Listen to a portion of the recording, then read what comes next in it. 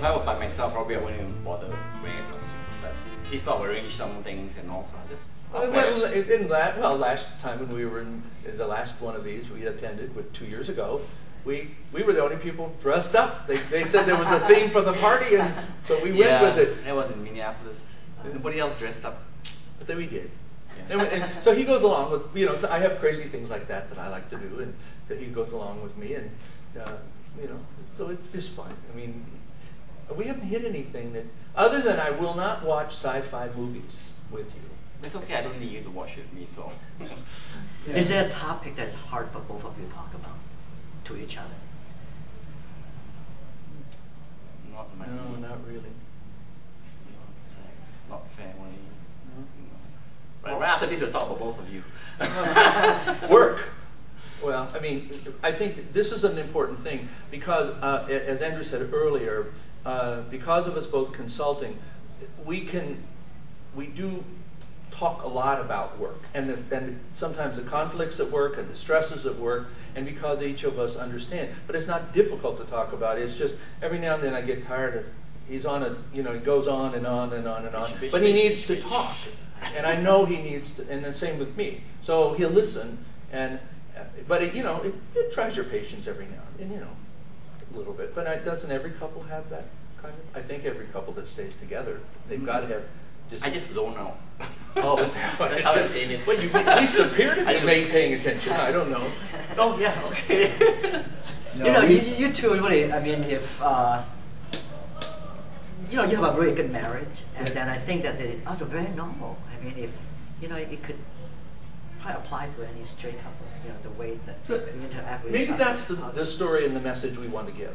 That you know, and maybe we're different that way. I don't know. I mean. We know some other gay couples that are just as normal and have been together a lot longer than we have.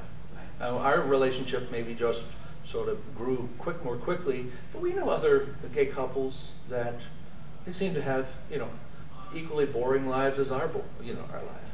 Mm-hmm. I mean, we don't do the clubs, and we don't do.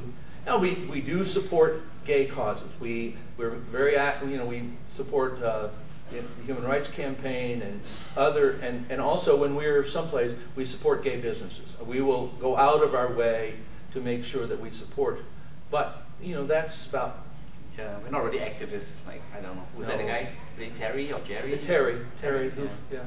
Who was? We're not really. You know, they, by the way, they are on a different video, so you cannot dish them because they will watch you guys.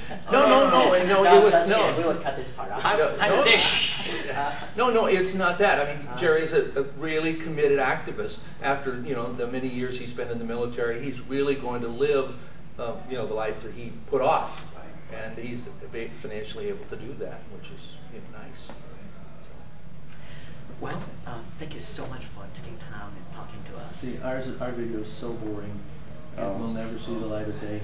No, not at all. It's actually you. I think it's really. Well, the thing is, you know, I think what the concept that you and Scott have talked about makes so much sense because, you know, I feel from my life that there needs to be more Asian leadership. There needs to be more of a, you know, and it may take several generations for that to take place. I was in the recruiting business, and all of my years in recruiting for executives of hospitals, there were very few Asians. 2, as a matter of fact. Now I go to the graduate schools that I go to, and I see many more. And I say, okay, hopefully they will not only go into staff positions like consultants, but they'll take their rightful leadership role into the American society. And but maybe, you know, culturally, maybe it'll take a while. Yeah, and I know about coming out, and I know some people are not out with their families, the Asians and all that, and I can see where sometimes it's difficult. For me, it's been okay because I've been really very independent.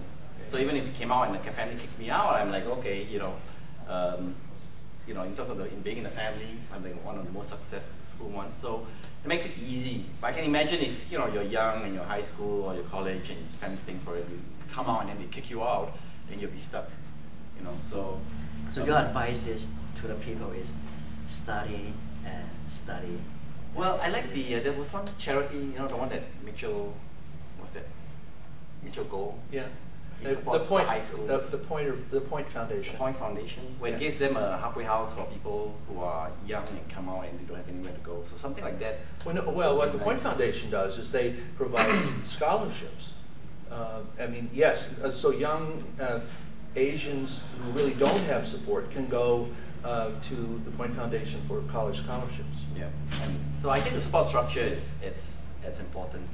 Another thing that they have to study, because not everybody can be a professional. Some people would, end up doing different professions. So they just need to find that support structure that will get them any support they need if they come out and they have difficulties, I guess. So can you sum it up for me? What does it take to have a good, happy relationship? I'll say give and take.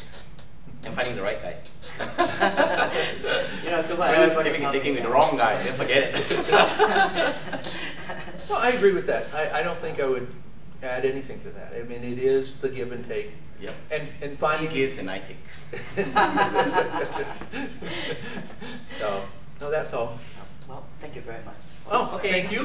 Both, thanks. Thanks. Okay, that's all right.